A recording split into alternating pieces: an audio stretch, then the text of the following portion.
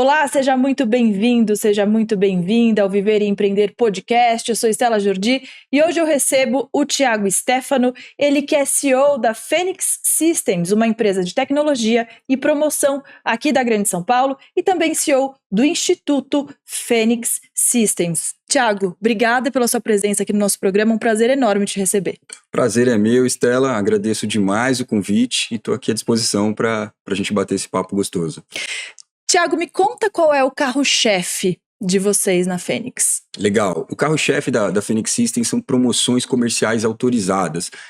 Como são essas promoções? A grande maioria delas vinculadas à modalidade sorteio, né? Compra um produto no mercado, cadastra ele num canal, um hot site, WhatsApp, uma app, e ganha um número para concorrer a um sorteio atrelado via Loteria Federal. Então a Phoenix desenvolve essas promoções dentro da legislação nacional há mais de 20 anos, né? A Phoenix é considerada a maior empresa deste nicho específico aqui no Brasil, já realizamos ações fora do país, inclusive, né? Temos um enfoque muito grande na segurança da informação, tanto LGPD quanto as melhores práticas de segurança, inúmeras certificações na área. Estamos aí, evoluindo, implementando inteligência artificial e tentando trazer para o nosso mercado o que há de melhor.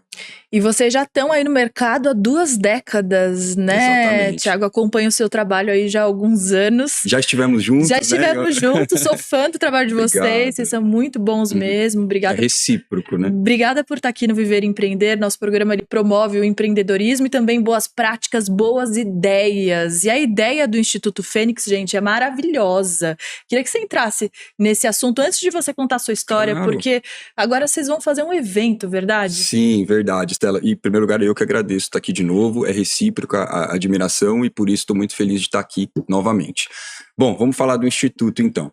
A ideia do Instituto Phoenix Systems, ela surgiu de uma identificação de um gap, né? Que a gente fala de economia exponencial. Que gap é esse? Tá vindo, né? A gente está no hype da inteligência artificial, então tá vindo uma revolução tecnológica pela frente que promete mudar toda a nossa metodologia de trabalho, processos, relações e etc. Né? Então, a partir ali de novembro de 2022, quando a IA generativa surgiu fortemente para o grande público com o ChatGPT, todo mundo identificou aquilo como uma ferramenta de trabalho que ela irá ou complementar o profissional ou, de alguma forma, substituí-lo. Então, a partir do momento que isso acontece num país subdesenvolvido, onde a grande maioria das pessoas tem baixa escolaridade, tem acesso restrito a formações específicas, principalmente relacionadas à tecnologia, você vai ter uma série de pessoas que vão perder o emprego, né? E você vai ter uma geração nova de tipos novos de empregos ligados à inteligência artificial. Só que essas pessoas elas não estão devidamente formadas ou adequadas para atenderem essas novas vagas. Então aí é o gap, né? Então esse é o primeiro olhar do Instituto. As pessoas que vão perder o emprego para a ferramenta, então assim, caixas, caminhoneiros, garçons, é uma série de atividades que existe essa potencialidade. Até o Goldman Sachs divulgou um artigo, né, falando que 44% dos trabalhos atuais hoje podem ser automatizados. Uau, é muita coisa, é uma fatia gigante aí. É muita coisa. Claro que isso vai levar um tempo ainda, né? Mas a partir desse princípio ou dessa premissa, entende-se que 44% das pessoas têm a chance ou têm a possibilidade de perder seu emprego por um processo de automação e inteligência artificial. A partir disso, né, você tem que olhar para essas pessoas e entender como você pode formá-las e readequá-las para um novo contexto de empregabilidade, ou seja, um contexto mais tecnológico. Por quê? Porque a inteligência artificial, da mesma forma que ela vai tirar empregos com uma mão, ela vai dar muitos outros com a outra.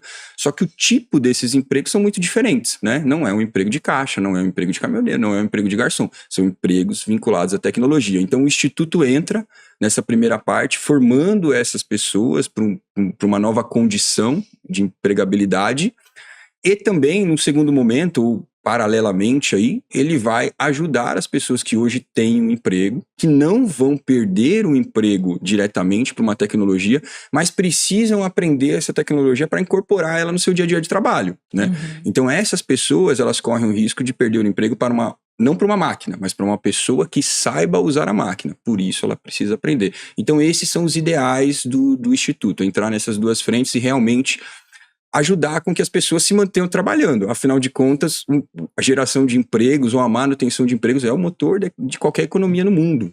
Sem dúvida. Então é imprescindível que essas pessoas estejam abertas a aprender, abertas Sim. para o novo, né? Porque muita gente tem medo aí da inteligência artificial, né? Tem muita gente pessimista em relação ao futuro. Sim, sim. É muito interessante esse processo de otimismo e pessimismo em relação a qualquer evolução tecnológica, né? Isso aconteceu lá atrás, por exemplo, quando chegou a eletricidade. Então, existiam pessoas que trabalhavam com lampiões, enfim, existiam até publicidades negativas em relação à chegada da eletricidade.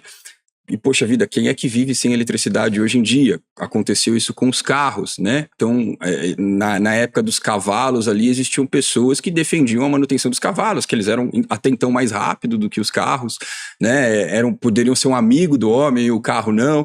Então, todo o processo de evolução tecnológica, ele tem o lado pessimista e o lado otimista. Historicamente, nem um lado de forma extremada, nem o outro de forma extremada acontece. É o meio termo que vai acontecer. Mas acontece o meio termo a partir do momento que você cuida desse processo de alguma forma. E com a inteligência artificial não vai ser diferente. Então a gente precisa entender o que está acontecendo, a inteligência artificial vai precisar ser regulada e a gente vai ter que cuidar dela. Só que ela tende a ser a maior evolução tecnológica que a gente já passou, né? Então, eu falo que a humanidade ela tem 3 grandes momentos, né? O primeiro momento agrícola, o segundo momento industrial e o terceiro momento tecnológico. Dentro do momento tecnológico, a gente tem algumas ondas. A gente tem a internet, que mudou muita coisa, a gente tem as redes sociais, que trouxe muita coisa nova também, e agora a gente tem a inteligência artificial, né? Que a gente não chama mais de onda, a gente chama de tsunami, porque ela vem realmente para mudar tudo. Então, que ela vai ser boa demais, tem gente que defende, ela vai trazer mais humanidade, mais tempo pra gente. Não acho que seja nessa linha. Não necessariamente, depende de como ela for usada. Exatamente. Mas também ela não vai ser uma tecnologia que vai nos jogar numa condição catastrófica, como muita gente defende. Por exemplo, 44% dos empregos podem ser perdidos, mas muitos empregos vão ser gerados. Então a gente precisa cuidar desse processo como um todo, né? Ela não é uma vilã desde que a gente a use com responsabilidade, com inclusão, com transparência, com uma regulação adequada. Sim. E, Tiago, quantas pessoas trabalham hoje no Instituto e quem vai poder participar dessas aulas? A gente pode dizer que é uma escola? A gente pode dizer que é uma escola. Eu não gosto muito do termo escola porque eu venho criticando muito a educação tradicional. Sou professor também de formação e acho que assim, no Brasil, né, a educação formal ela ainda é muito retrógrada. Ela teve a oportunidade de evoluir no momento ali que começou a internet, surgiram os buscadores, onde a gente precisava sair daquele momento de decoreba, de gabaritação e de falta de estímulo à criatividade, né?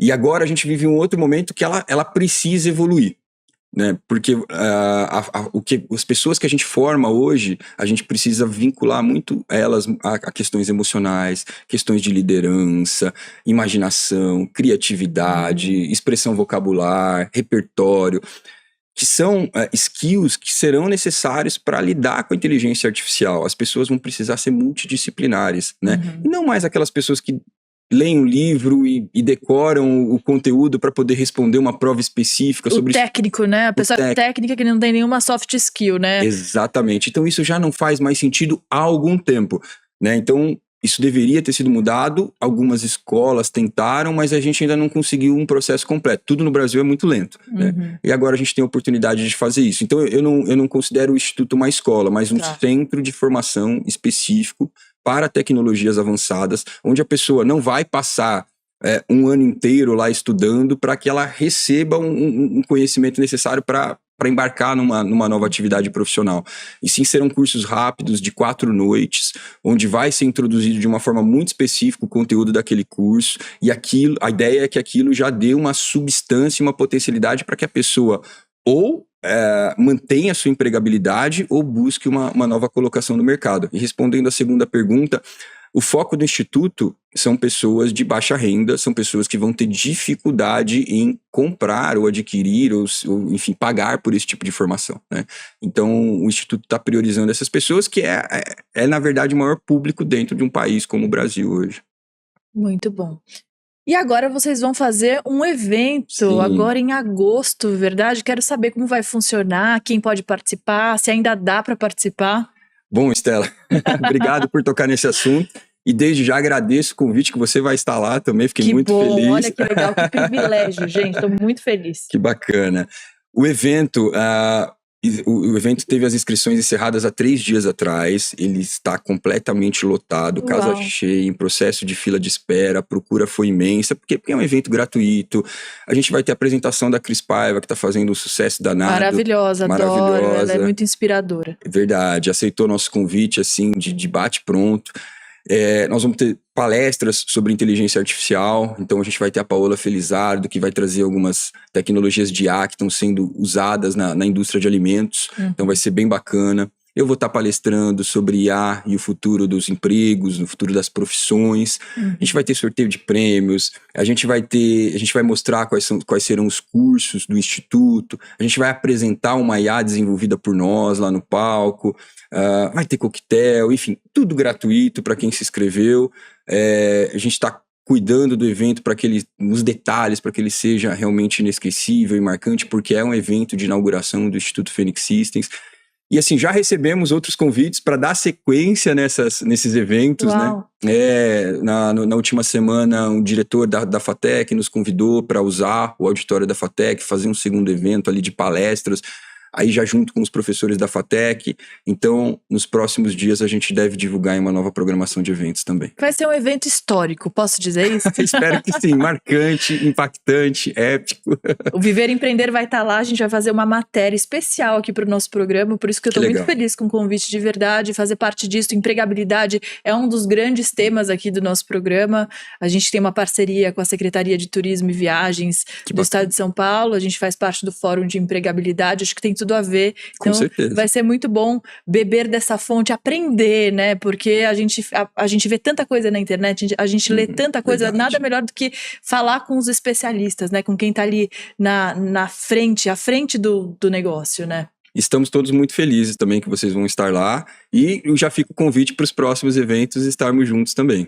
Sem dúvida. Agora falando de você, Thiago, quero saber um pouco sobre a sua história como empreendedor, como especialista em tecnologia. Como é que tudo começou? Você sempre gostou muito de tecnologia, sempre foi curioso? Sempre.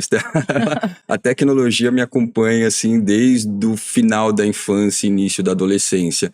Então eu atuei em várias áreas dentro da tecnologia, área de infraestrutura, de segurança da informação, desenvolvimento de software, e assim, isso desde muito cedo. Então, com 12 anos eu já programava. Aí eu fiz um colégio técnico de informática industrial ali, que o meu sonho naquele momento era embarcar na robótica, né? Então eu entendia, já tinha ali uma expectativa de inteligência artificial, queria criar robôs, né? Então eu fiz um curso de informática industrial, aprendi muita coisa de eletrônica, até de mecânica mesmo, e já desenvolvimento de software para máquinas naquele momento. Então, linguagens de baixo nível, Assembler, por exemplo. E aí eu fui dando sequência nessa carreira de tecnologia mesmo. Fiz formação Microsoft, depois fiz graduações na área de tecnologia, pós-graduações na área de gestão de tecnologia. E em determinado momento, assim, o empreendedorismo me bateu a porta muito cedo. Eu iniciei o empreendedorismo com lojas virtuais. Eu trabalhava como consultor de tecnologia e, paralelamente, eu criei uma primeira loja virtual junto com um sócio. E foi aí, nesse momento, que eu comecei a me apaixonar por marketing também. Olha só. Pois é, ainda... Casou as duas coisas. Casou as duas coisas. Era mais ou menos ali o ano de 2002. Era o momento que a gente tinha a bolha do comércio eletrônico, todo mundo fechando as primeiras lojas virtuais, porque vieram dentro de um modelo de negócio que não deu certo, né? Depois era tudo mato, a gente pode dizer. Exatamente, exatamente. E aí a gente, naquele momento onde estava todo mundo fechando, a gente estava abrindo uma loja virtual já dentro de um outro conceito. deu super certo, eu me apaixonei por marketing ali na questão de como fazer anúncio, de como divulgar isso, de como entender o que o público quer, né? E aí eu comecei a associar as duas coisas, até que 1 ano depois das lojas virtuais, eu estava dentro de uma agência de marketing para fazer um trabalho de banco de dados, e aí eu descobri esse nicho que eu trabalho hoje e falei, poxa vida... De promoção. De promoção. Não tem, ou as empresas de tecnologia que estavam atuando naquele momento eram muito precárias, assim, muito amadoras, né? Eu falei, poxa... Pouco profissionais. Pouco profissionais, porque é um nicho muito específico mesmo. Novo. Pouco conhecido, né?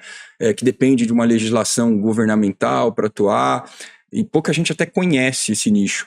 E aí, naquele momento, eu me interessei e falei, poxa, eu posso, né? Sou de tecnologia, já conheço um pouco de marketing por causa da minha experiência com as lojas virtuais, eu posso fazer isso. Então, a partir daí, eu e o Jairo, né, que somos os sócios da Phoenix Systems, fundamos a Phoenix e começamos a atuar nessa área, estamos aí há 20 anos já. Olha, que legal. E a equipe de vocês é grande, posso dizer isso? Pode, é uma equipe de 50 pessoas hoje aproximadamente, né? Com profissionais, alguns multidisciplinares, como a própria evolução tecnológica exige, muitos deles formados dentro da própria empresa, que, como eu te disse, é um nicho específico, então é muito difícil você pegar um profissional que ele vá fazer uma faculdade de tecnologia, vá fazer uma faculdade de marketing e depois você ainda especializá-lo dentro do nosso negócio, né? Porque não há formações específicas disponíveis para esse nicho. Então, a grande maioria, inclusive de diretores hoje da empresa, são profissionais que começaram ali como estagiários, né? E a gente foi formando eles ao longo do tempo dentro da Phoenix. Vocês proporcionaram essa formação para eles? Exatamente. Muito Exatamente. bom. É um privilégio para eles, então, né? Aprender. É um privilégio para eles, né? No sentido de evolução pessoal e profissional, mas para a gente há um retorno, porque hoje esses profissionais atuam aí de uma maneira incansável, inovando, criando coisas novas e conduzindo o dia a dia da empresa. E qual é o maior desafio de liderar 50 pessoas nesse ramo tão específico de tecnologia? Olha, Estela, eu posso te dizer que são muitos desafios, né? Principalmente na área de tecnologia para marketing. É um mercado muito dinâmico, né? É um mercado que a todo momento as coisas mudam, e você liderar pessoas, principalmente na área de tecnologia, são pessoas que a gente forma, né? E nem sempre você vai conseguir mantê-las dentro da empresa. Então, por exemplo, na pandemia nós passamos por um período complicado em relação a funcionários. Por quê? Porque logo ali no início houve uma explosão de apps que estavam sendo desenvolvidas para entrega, enfim, para uma série de outras comodidades naquele momento de pandemia. E os profissionais de tecnologia, o que aconteceu? Deram um boom, né? Ficaram super em alto, o valor de salário ali triplicou de uma hora para outra, dentro de um momento que a gente estava praticamente parado, né? Então, assim, você não está faturando e teus profissionais estão recebendo oferta para ganhar 3 vezes mais e muitas dessas ofertas vinham até de fora do país. A gente perdeu o profissional para a Holanda, para os Estados Unidos, né? É verdade, eu lembro bem desse período. Entrevistei bastante gente nessa época. Então, ali houve um desafio em relação a reestruturar a equipe, em relação a manter os profissionais, em relação a repensar trabalhos que poderiam ser feitos naquele momento. Então, foi um momento desafiador. Então, o desafio foi reter esses talentos. Foi reter esses talentos e substituí-los no mesmo nível ou em nível superior. Né? E aí, imagino, né? Você ter que recontratar e ainda formar essas pessoas, né? Sim, sim. E tecnologia no Brasil, profissional bom está muito bem empregado. Né? Então, a gente geralmente não acha esses profissionais aí dando sopa. Então, ou você vai atrás de um profissional que está já dentro de um emprego bacana, numa empresa grande, né? E tem alguma dificuldade de sair de lá, ou você forma esse profissional, só que aí você corre o risco também de formar e depois ele não ficar com você, que é um processo natural. Se ele tiver uma oportunidade melhor, ele vai sair. Então, acho que um dos grandes desafios realmente é a mão de obra. Né? Como em várias outras áreas, né? É verdade, é verdade. Quais são os principais pré-requisitos, as características necessárias para uma pessoa ser bem-sucedida na área de tecnologia, na sua opinião, principalmente agora, em tempos de inteligência artificial? Olha, eu acho que os requisitos, eles são muito similares ao de qualquer outra profissão. O que talvez diferencie na área de tecnologia é a capacidade de inovar, é a curiosidade, é ter tempo e dispensar esse tempo no estudo de novas ferramentas, no estudo de novas tendências, acompanhar o que está acontecendo lá fora, principalmente, né? Porque no Brasil as coisas chegam com um pouquinho de atraso, então se a gente estiver olhando o que está sendo feito na China, o que está sendo feito nos Estados Unidos, o que está sendo feito no Japão, quais são as tecnologias mais modernas, as novas metodologias. Então, o profissional de tecnologia que ele é antenado a isso, ele já é naturalmente um profissional diferenciado, né? Então, o que eu posso dizer é: seja antenado, tenha espírito de liderança, tenha comprometimento. E esse comprometimento, engajamento, responsabilidade, transparência são skills básicos para qualquer função. Mas o profissional de tecnologia, ele precisa, além de tudo isso, estar antenado a um movimento de evolução, porque a inovação tecnológica, ela muda de um dia para o outro, né? Todo dia a gente tem uma novidade. E se você não embarcar, não ser curioso, não correr atrás, você vai ficar para trás. Sem dúvida, isso para tudo, né? Verdade, tudo, Stella. Thiago. Mas para tecnologia ainda mais, né? Que é o que você disse, a cada dia, a cada segundo, você tem uma novidade, o que é maravilhoso também. Com certeza. Né? Agora, falando sobre a sua empresa mais uma vez, a Phoenix Systems, vocês têm várias certificações. Gostaria que você falasse sobre essas certificações e como que você se mantém na liderança nacional aí no nicho de vocês. Como é que é difícil? Porque também imagino que a concorrência seja gigante. Sim, é muito difícil, a gente tem concorrentes também qualificados, né? Nesses 20 anos, muitas empresas surgiram, então aí eu posso te falar uma outra coisa, uma dificuldade desse mercado é preço, como de qualquer outro mercado. Então, a partir do momento que você opta em trabalhar com um nível de excelência de qualidade, você ter as certificações de segurança, ter profissionais gabaritados, com salários altos, você passa a ter um nível de preço diferente. E empresas que surgem menores, sem o mesmo nível de qualificação, certificação, elas conseguem trabalhar com um preço menor. Então, a competitividade nesse aspecto, como existe em qualquer outra área, ela passa a ser um desafio também, né? Mas a gente também está atento a isso. E assim, as certificações, a principal certificação que a gente tem, que eu considero, é a PCI DSS, que é uma certificação para empresas de pagamento. É uma certificação que remete a nossa empresa a ter mais de 250 controles de segurança da informação, inclusive todos os controles. Tudo isso? Tudo isso. Você imagina que não é fácil, assim, a primeira certificação, o primeiro ano de certificação, nós passamos um ano fazendo esse processo, junto com uma consultoria especializada, e aí renovamos ela anualmente, junto com uma consultoria especializada também, que acompanha, monitora, testa nossos ambientes. Então, isso dá tranquilidade para o cliente quando contrata a Phoenix, de opa, a Phoenix vai cuidar dos meus dados. Né? Tem o respaldo. Exatamente, tem o respaldo. Afinal de contas, dados hoje são o novo petróleo. É verdade. Né? Da mesma forma que a eletricidade é a inteligência artificial agora. Então a gente precisa cuidar desses dados. Hoje existem muitos ataques cibernéticos com interesse, né, em grandes bancos de dados, porque isso tem um valor de mercado. Então as empresas que atuam com isso precisam ter um nível de segurança elevado. Tá? E esse é um diferencial da Phoenix. Afinal, não é um campo sem lei, né? A gente Não. tem que se atentar muito a isso. As empresas precisam estar muito atentas a isso.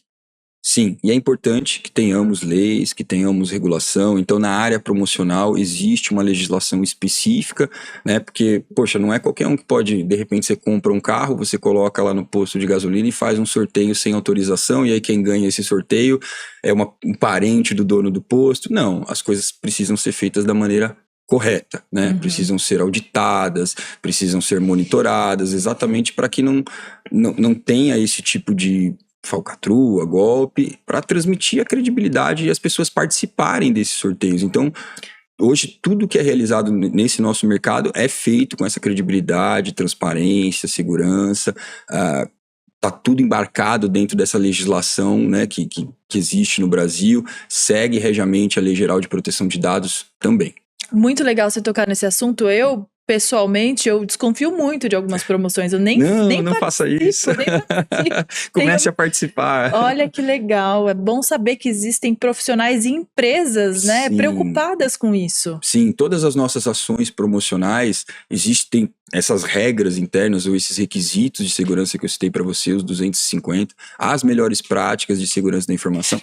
E existe todo um ecossistema vinculado ao processo em si da promoção. Então, toda promoção tem uma empresa de auditoria, que está ali checando o nosso trabalho e o trabalho de todos os envolvidos para garantir que todos os ganhadores sejam ganhadores de fato, né? Que eles provenham do fator sorte e não de qualquer tipo de manipulação. Existem assessorias jurídicas especializadas nesse meio promocional que autorizam essas promoções, que redigem os regulamentos, né, que fazem com que a coisa seja realmente estritamente legal, que ela tenha credibilidade e confidencialidade. Então, essas promoções, toda vez que você vê uma promoção que tem um certificado de autorização lá com um número embaixo, significa que esse ecossistema está funcionando e está atuante nessa promoção. Então, pode participar de maneira tranquila, viu, Stella? Aí, fica a dica. Fica a dica e boa sorte para você, porque olha, tem prêmios, a gente acabou de fazer uma promoção de um cliente grande, que foi a maior premiação da história promocional brasileira, 8 milhões de reais em prêmios. Uau! Então, assim, dá para mudar a vida de alguém com isso, né? Sem dúvida. Quem são os clientes de vocês atualmente? Sem citar nomes, mas falando dos nichos das empresas. A gente atua nos mais diversos nichos, assim, desde o mercado de consumo, alimentos, automobilísticas, mercado financeiro, TVs. Então, a gente realiza trabalho para todos os mercados. Nós começamos muito fortes no mercado financeiro, porque há 20 anos atrás, os bancos e as operadoras de cartão de crédito eram quem mais realizavam ações promocionais no Brasil, né? Então, a gente começou lá dentro e isso nos deu muito potencial de segurança, porque desde cedo a gente precisava atender às regras bancárias e desse mercado, né? Mas aí, logo no começo, a gente foi abrindo e a gente foi entrando nas TVs, a gente foi entrando no mercado de consumo e hoje a gente atua para as maiores empresas do mundo. Muito legal. E quando você começou lá, há 20 anos com seu sócio, você imaginava, você já projetava tudo isso? Você imaginava que você chegaria onde você chegou? Não, Stella. Eu era muito novo, né? Tudo bem que eu ansiava por muita coisa, eu sempre corri atrás, sempre me esforcei muito, mas ali no momento que a gente começou era um momento de conhecimento desse mercado, era um momento de entendimento de como as coisas funcionavam, eu sequer tinha dimensão desse potencial todo, então eu fui adquirindo isso ao longo do processo e não de forma prévia. Ali naquele momento a gente queria criar uma empresa, né? Um negócio onde a gente visualizava que ele era, como eu disse, atendido de uma maneira ali muito amadora, precária, então a gente visualizou que a gente poderia fazer melhor do que estava sendo feito, e aí sim criar alguma coisa, mas não atingir os níveis que a gente chegou com a Fênix. Realmente isso não participou não fez parte dos nossos melhores sonhos. Olha que legal, então foi algo orgânico que foi acontecendo de acordo com a competência de vocês. Exatamente, foi algo que fluiu durante o processo, né? Não foi planejado chegar onde nós chegamos. Muito bacana. E ao longo desses anos você também se tornou professor universitário. Queria que você falasse sobre essa área da vida, além de empresário, agora CEO também do Instituto Fênix.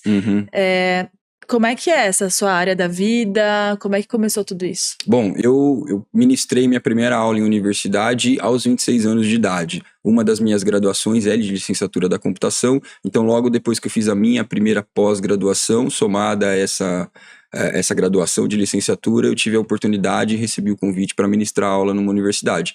Então, assim, fora a tecnologia da informação e o marketing, minhas grandes paixões na vida são a literatura e a educação.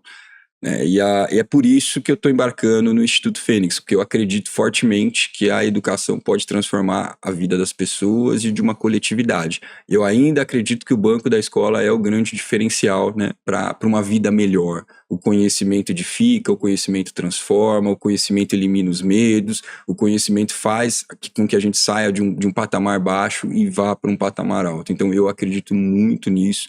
É por isso que eu estou criando junto com o Jairo e com a Fênix, um Instituto Fênix Systems, para que a gente possa levar isso para as pessoas. Então, eu comecei lá na universidade, dando as aulas aos 26 anos, dava aulas ligadas à tecnologia da informação e marketing, dava aulas de algoritmos, estrutura de dados, redes, linguagem de programação, linguagem web, enfim, uma série de coisas.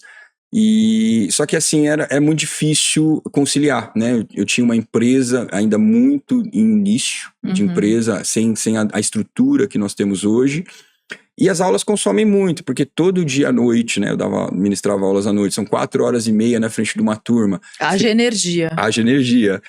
Uma disciplina na segunda-feira, outra disciplina na terça, outra na quarta. Então você precisa preparar todas essas aulas. Você precisa preparar prova, você precisa corrigir prova, corrigir trabalho. Estudar muito, Estudar claro. muito. Então chegou um momento que era inviável conciliar as aulas com a empresa.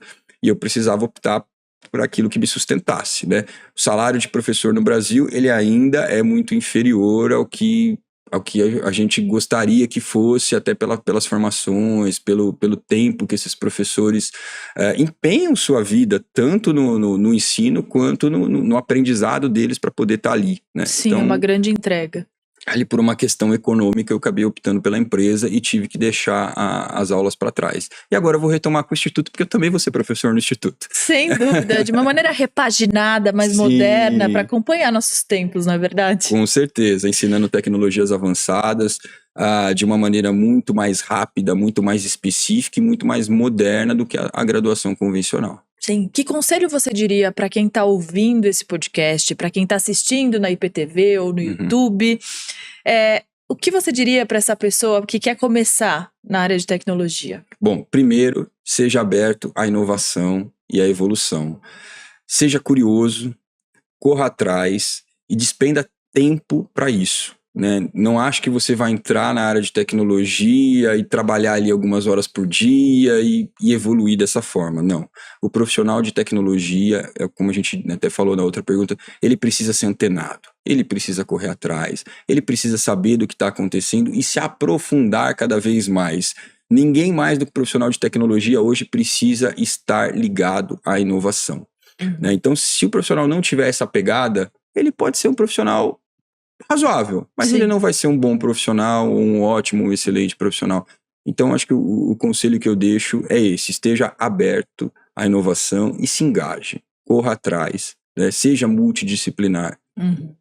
Tem muita mulher programando hoje em dia, né? Eu entrevistei algumas bacana, também. Eu acho fantástico ver as mulheres aí à frente, né? Aprendendo uma área tão masculina, né, Thiago? Sim, quando eu fiz as minhas formações, por exemplo, meu colégio técnico tinha 5 mulheres numa turma de 40, né? Então eram 35 homens. Quando eu fiz a graduação já era uma proporção um pouco maior, mas ainda assim a grande maioria avassaladora de homens. A minha primeira MBA tinham 3 mulheres apenas também num curso de 50, e era um curso de gestão de tecnologia, né? Mas hoje... Geralmente as mulheres optam pela gestão, né? Ou são levadas para a gestão também pelo mercado.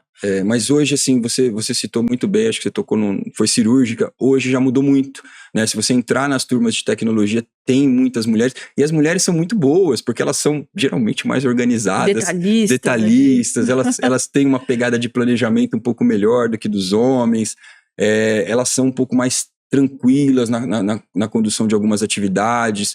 Muitas mulheres têm um apego grande com a questão de criatividade, então elas estão fazendo muito bem para a área de tecnologia. Palmas para as mulheres. Palmas para as mulheres. Sou grande fã das mulheres. Agora, quero te perguntar, eu, por exemplo, eu que não sou da área de tecnologia, eu posso fazer aulas no Instituto Fênix? Claro que pode, com certeza, convidadíssima você e todas as pessoas que tiverem interesse. Assim, não é pré-requisitos específicos em relação aos cursos iniciais, o que a gente está chamando de cursos de primeira fase, porque esses cursos visam introduzir a inteligência artificial nas pessoas. Então, o entendimento do que como elas vão funcionar, quais são as ferramentas, como lidar com elas, quais são os skills necessários. Então, é como se fosse uma imersão em inteligência artificial. Então, assim, precisa saber matemática? O básico, né? Precisa ter algum conhecimento de informática? O básico, conhecimento de usuário é suficiente, né? Nessa primeira fase de cursos, que são cursos imersivos dentro da inteligência artificial. Aí, talvez numa segunda, numa terceira fase, a gente vai ter, sim, requisitos mais específicos para cada curso, tá? Onde a gente vai estar aprofundando um pouco mais o conhecimento de cada aluno. Muito bacana. Qual a principal mensagem você quer deixar hoje nesse podcast que você acha importante para as pessoas que estão ouvindo, para quem se interessa por tecnologia? Legal. Acho que a minha mensagem de hoje está muito vinculada com esse momento de evolução tecnológica. Primeiro dizer assim, não tenham medo, né? Já passamos por isso por outras evoluções tecnológicas. A IA é realmente talvez a ferramenta mais poderosa que nós, seres humanos, já criamos, né? Ela tem um potencial que a gente hoje, nem os maiores especialistas conseguem mensurar onde ela vai chegar, mas não tenham medo, porque nós vamos dominá-la, nós vamos entendê-la, nós vamos compreendê-la, né, e vamos aplicá-la da melhor forma possível. E as pessoas que estão aí com receio de perder o emprego, o que é natural também num momento como esse, essas pessoas elas vão ter oportunidade, né, de se realocar, se abastecendo de novos conhecimentos e saindo da caixa que elas estão hoje, né, de um contexto limitado ali do que elas fazem, de um trabalho operacional, para um outro contexto mais moderno, onde elas possam aprender novas ferramentas. Então, a mensagem para essas pessoas é: fiquem tranquilas, mas, mesmo tranquilas, se mantenham atentas, curiosas, procurem informações, como a gente vai prover lá no Instituto também. Provavelmente vão haver outras, né? Mas só não deixem de correr atrás, né? Estejam atentas, mergulhem nesse mercado que tudo vai dar certo. Que bom que existem profissionais, empresários dispostos a espalhar todo esse conhecimento, né, jogar luz sobre essas pessoas que precisam mesmo aprender e que querem aprender, né, Thiago? Sim, com certeza. E a gente espera do fundo do coração, Estela, que o nosso projeto seja um sucesso, mas que ele seja um sucesso também e inspirar outros projetos similares, porque nós sabemos que sozinhos nós não é uma andorinha que vai fazer o verão, né? Mas se ele inspirar outros projetos similares, a gente vai conseguir ajudar muita gente nesse Brasil afora. Então deixa pra gente as redes sociais, por favor. Ah, legal, Estela. Bom, vamos lá, pessoal. O @ do Instituto é instituto.fenixsystems. O site institutofenixsystems.com.br. E da Fênix, www.fenixsystems.com.br. Tá feito convite, então muito obrigada pela sua participação aqui no Viver Empreender TV. Dia 2 a gente tá junto, verdade? Verdade, Estela. Eu que agradeço. Mais uma vez estar aqui contigo. Foi uma honra e um prazer. Igualmente, obrigada. Obrigado você. Thiago Stefano é o nome dele, ele que é o CEO da Fenix Systems, uma empresa de tecnologia e promoção aqui da Grande São Paulo e também agora do Instituto Fenix Systems. O Viver Empreender Podcast fica por aqui. Muito obrigada pela sua companhia e até a próxima. Tchau!